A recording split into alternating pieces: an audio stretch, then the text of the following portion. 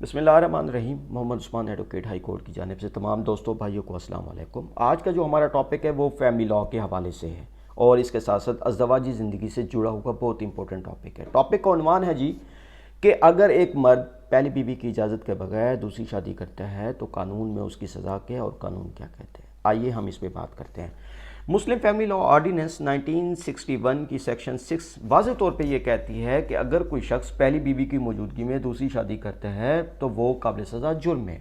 اب اس کے اندر کنڈیشن رکھی گئی ہیں۔ اگر مرد چاہتا ہے دوسری شادی کرنا تو وہ پہلی بات تو یہ ہے پہلی بیوی سے اجازت لے گا تحریری شکل میں۔ وہ اجازت نامہ اپنے متعلقہ یونین کونسل کے چیئرمین کو درخواست کی شکل میں وہ جمع کرائے گا۔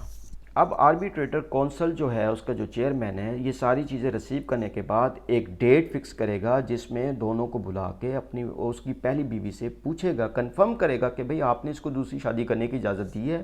جب وہ سیٹسفائی ہو جاتا ہے اس کے بعد وہ سرٹیفکیٹ ایشو کر دیتا ہے ہسبینڈ کو، جس کے تحت وہ پھر دوسری شادی کر سکتا ہے، جس میں قانون میں اس کی کوئی سزا پھر نہیں ہے۔ ٹھیک ہے، اب یہاں پہ بات یہ ہے کہ اگر اب ایسے مرد کو جو پہلی بیوی اجازت نہیں دیتی اس کے پاس ریمیڈیز کے ہیں، قانونی چارہ جوئی کیا ہے، پھر اس کے پاس کون سا راستہ ہے۔ عموماً یہی ہوتا ہے پہلی بیوی اجازت کبھی بھی نہیں دیتی مرد کو دوسری شادی کرنے کی، تو اس صورتحال میں تو پھر ایک ہسبینڈ جو ہے اپنی ایک درخواست لکھتا ہے آربیٹریٹر کونسل کے چیئرمین کو اور اس میں کچھ وجوہات لکھتا ہے، اور وجوہات ایسی ہونی چاہیے کہ ایک نارمل انسان کو بھی سمجھ آ جائے کہ وہ جسٹیفائی کر سکے، جس میں یہ بتائے کہ حالات واقعات کا یہ تقاضا ہے، اب یہ بالکل ایسی ضرورت بن گئی ہے دوسری شادی کرنا جو کہ جس کے بغیر اب گزارا ہی نہیں ہے۔ اب وہ ضرورت، وہ وجوہات کون سی ہو سکتی ہے دوسری شادی کی، میں آپ کو یہ بات بتا دیتا ہوں۔ پہلی بات تو یہ ہے کہ ایسی پہلی بیوی سے کوئی اولاد نہیں ہوتی، بانجھ پن ہے، یا پہلی بیوی مینٹلی طور پہ انفٹ ہے، یا وہ ایک ایسی بیماری میں مبتلا ہے جس میں جو ازدواجی زندگی وہ بڑی ڈسٹرب ہے، یا وہ میٹریمونیل جو اوبلیگیشن ہے اس کو پورا کرنے میں قاصر ہے۔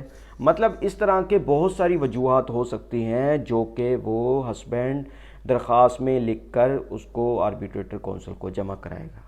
اگر تو آربیٹریٹر کونسل وہ سیٹسفائی ہو جاتا ہے تو وہ سرٹیفکیٹ ایشو کر دے گا جس پہ پھر دوسری شادی کرنے پہ اس خاوند پہ کوئی سزا لاگو نہیں ہوگی پاکستان قانون کے مطابق۔ ٹھیک ہو گیا۔ اب ہم بات کرتے ہیں کہ اگر کوئی شخص اس قانون کی خلاف ورزی کرتا ہے تو اس کی کیا سزا ہے۔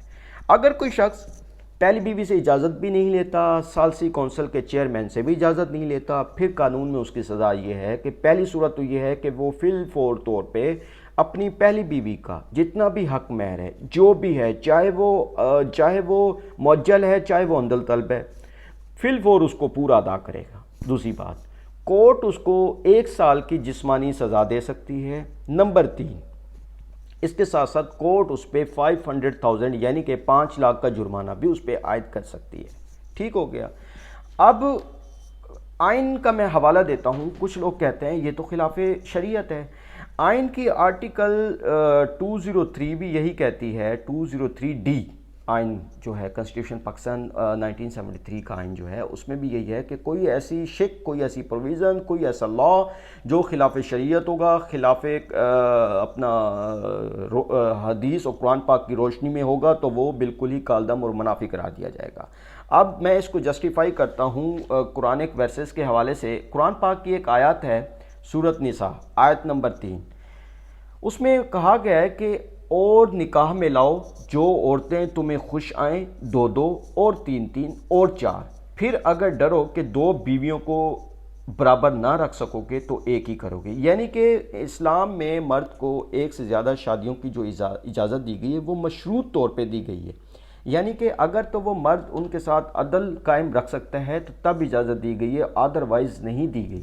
ٹھیک ہو گیا۔ اب عدل کیا ہے؟ عدل یہ ہے کہ تاکہ معاشرتی بگاڑ پیدا نہ ہو، یعنی کہ حقوق ایک کے 2 ہیں تو دونوں کے برابر ہوں، 3 ہیں تو تینوں کے برابر ہوں۔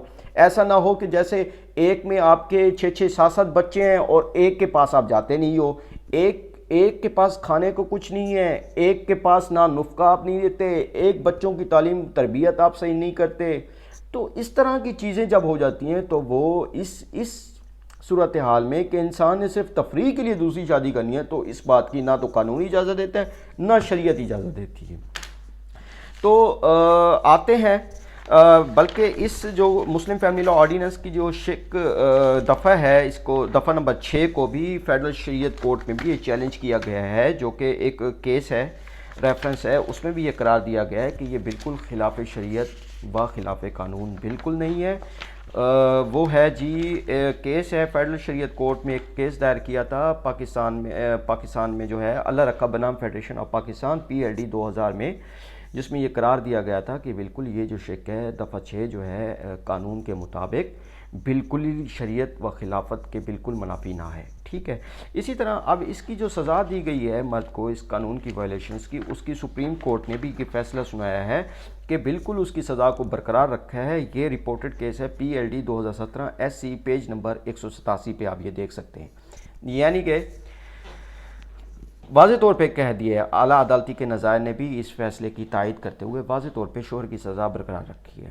اب بات کرتے ہیں کہ کیا دوسری شادی شریعت کی نظر میں کیا ہے؟ دوسری شادی جو ہے شریعت کی نظر میں بالکل اپنا منافی نہیں ہے اسلام کے، اور نہ ہی اس شادی کو کالدم کرا دیا جا سکتا ہے۔ آپ کو صرف اور صرف جو سزا دی گئی ہے مرد پہ وہ یہ ہے کہ دو چیزوں پہ، ایک تو اس نے قانون کو اڈاپٹ نہیں کیا، پروسیجر اڈاپٹ نہیں کیا، جس کی فیکٹ کو جو ہے کنسیل کر کے رکھا، جس کی وجہ سے قانون اس کو اس بات کی سزا دیتا ہے، نہ کہ دوسری شادی کرنے کی۔ دوسری شادی انسان شریعت کے مطابق بالکل اجازت ہے، لیکن وہ میں نے قرآن پاک کی آیت کی روشنی میں بھی آپ کو بتا دیا ہے کہ وہ کون سی کنڈیشن ہے جس کو وہ انسان اگر پورا کر سکے تو وہ کر سکتا ہے، لیکن قانون کے مطابق اگر وہ چاہتا ہے اس سزا سے بچنا چاہتا ہے تو اس کو چاہیے کہ قانون کو جو ایک پروسیجر دیا گیا اس کو فالو کرے، اڈاپٹ کرے، تو تاکہ قانون کی نظر میں وہ جسٹیفائی کر سکے۔ تو آئی ہوپ کہ میری یہ باتیں آپ کو سمجھ آ گئی ہوں گی۔